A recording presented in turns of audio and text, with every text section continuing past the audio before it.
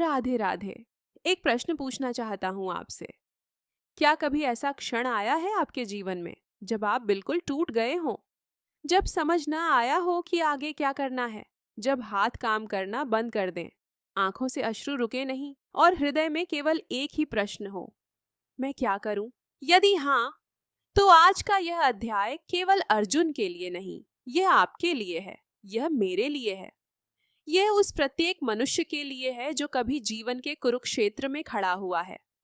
भगवत गीता का दूसरा अध्याय सांख्य योग, ये केवल एक अध्याय नहीं है, यह संपूर्ण गीता का बीज है। इन्हीं 72 श्लोकों में श्री कृष्ण ने वह सब कह दिया जो शेष 16 अध्यायों में विस्तार से समझाया। तो चलिए आज हम उतरते हैं उस कुरुक्षेत्र के मैदान में जहां एक योद्धा रोता है और भगवान मुस्कुराते हैं। दूसरे अध्याय से पहले एक क्षण के लिए पीछे चलते हैं।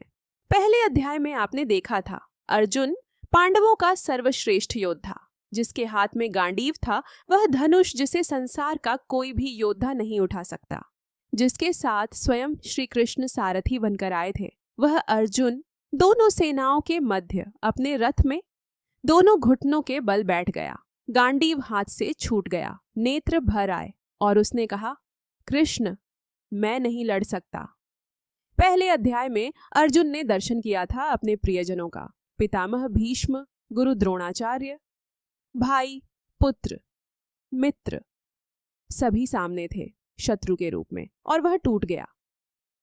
अब दूसरा अध्याय प्रारंभ होता है। संजय धृतराष्ट्र को बता रहा है अर्जुन की आंखें अश्रुओं से भरी हैं, वह विषाद में डूबा हुआ है। और तब मधुसूदन बोलते हैं। मधुसूदन अर्थात श्री कृष्ण, वे जो मधु राक्षस का वध करने वाले हैं, वे जो संसार की प्रत्येक बुराई को समाप्त करने की शक्ति रखते हैं, वे अब अर्जुन के भीतर की बुराई, भय, मोह, घबराहट उसे भी समाप्त करने वाले हैं। श्री कृष्ण ने पहले अर्जुन को प्रेम से नहीं समझाया, उन्होंने पहले एक झटका दिया। यह कायरता तुझे कहां से आई अर्जुन? यह श्रेष्ठ लोगों के काम नहीं, यह स्वर्ग नहीं देता, यह कीर्ति नहीं देता। उठ जा, यह छोटा हृदय छोड़ दे, यह तुझे शोभा नहीं देता। यहाँ एक बहुत बड़ी बात है। श्री कृष्ण ने अर्जुन को पहले झकझोरा, क्योंकि कभी कभी प्रेम का अर्थ है सत्य बात सुनाना, चाहे वह सुनने में कड़वी लगे। जब हम अपने किसी प्रिय को टूटते हुए देखते हैं, हम कहते हैं ठीक है, कोई बात नहीं, सब हो जाएगा। श्री कृष्ण ने ऐसा नहीं किया। उन्होंने कहा, उठ, यह तेरी औकात नहीं है, यही है असली प्रेम।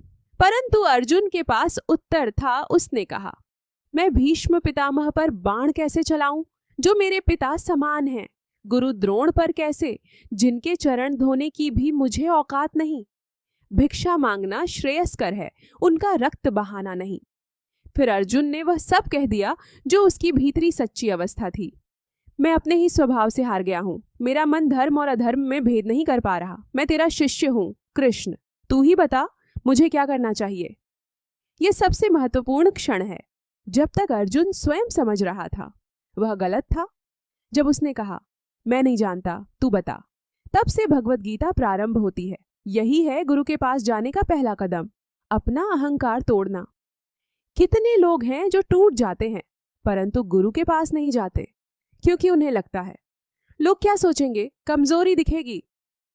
अर्जुन महाभारत का सबसे बड़ा योद्धा, उसने कहा, मैं नहीं जानता, तू बता। और तब श्री कृष्ण ने खोला वह ज्ञान का द्वार जो आज तक बंद नहीं हुआ। श्री कृष्ण मुस्कुराते हुए बोलते हैं, तू उन लोगों के लिए रोता है जिनके लिए रोना नहीं चाहिए, और फिर भी ज्ञान की बातें करता है। जो सच में ज्ञानी हैं, वे न जीवितों के लिए रोते हैं न मरनों के लिए। फिर श्री कृष्ण ने वह बात कही जो संसार की किसी भी पुस्तक में नहीं। न मैं कभी नहीं था, ऐसा नहीं, न तू कभी नहीं था, ऐसा नहीं, न ये सब राजा कभी नहीं थे, ऐसा नहीं, और आगे भी हम सब रहेंगे सदा। एक पल के लिए सोचिए, आप जो अभी यह सुन रहे हैं, आप केवल यह शरीर नहीं है। यह शरीर तो बदला है, बचपन से जवानी, जवानी से बुढ़ापा, परंतु जो भीतर है वह नहीं बदला। जैसे इस शरीर में बालपन आता है, जवानी आती है, बुढ़ापा आता है, वैसे ही आत्मा एक शरीर से दूसरे में जाती है। ज्ञानी मनुष्य इससे देखकर घबराता नहीं। एक सरल उदाहरण, आप नींद में स्वप्न देखते हैं। स्वप्न में आप कोई और होते हैं, कोई और स्थान, कोई और जीवन।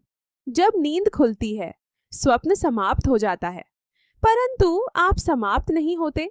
मृत्यु भी ऐसी ही है। एक स्वप्न समाप्त होता है, एक नया प्रारंभ होता है।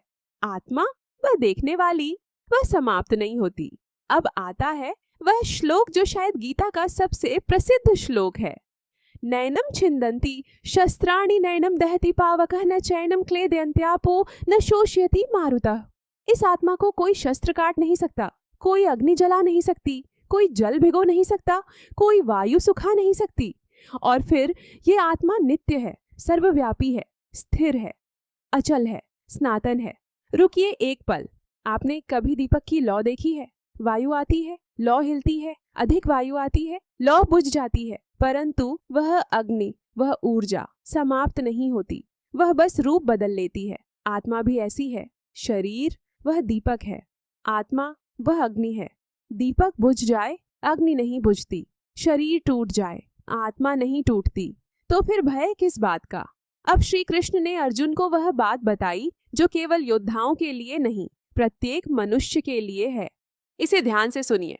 कर्म करना तेरा अधिकार है, उसका फल तेरा अधिकार नहीं। फल की चाहत से कर्म मत कर और अकर्मी भी मत बन।